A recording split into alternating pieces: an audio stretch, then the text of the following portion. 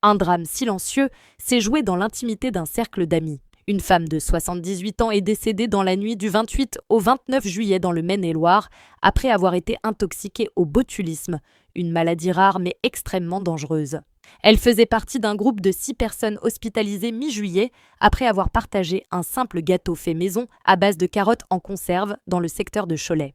Le repas, convivial en apparence, s'est transformé en cauchemar quelques jours plus tard. Tous les convives ont été frappés par de violents symptômes digestifs et neurologiques, vomissements, paralysie musculaire, troubles oculaires et difficultés respiratoires. Rapidement, l'Agence régionale de santé des Pays de la Loire a lancé une alerte sanitaire évoquant une intoxication grave par la toxine botulique, l'une des plus puissantes au monde.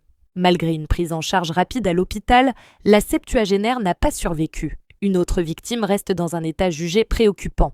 Les autres sont toujours suivis de près par les équipes médicales. L'ARS poursuit ses investigations pour déterminer si d'autres proches du groupe ont consommé ces mêmes aliments et pourraient être en danger. Selon les autorités sanitaires, aucun des produits incriminés n'a été commercialisé. Mais cet événement dramatique rappelle la dangerosité du botulisme, une maladie qui se développe dans des conditions très spécifiques, en l'absence d'oxygène, comme dans certaines conserves ou préparations sous vide. Une boîte gonflée, une odeur suspecte, un bocal sans bruit à l'ouverture, autant de signes d'alerte trop souvent négligés. La toxine botulique agit en paralysant les muscles et peut entraîner un arrêt respiratoire si elle n'est pas rapidement traitée.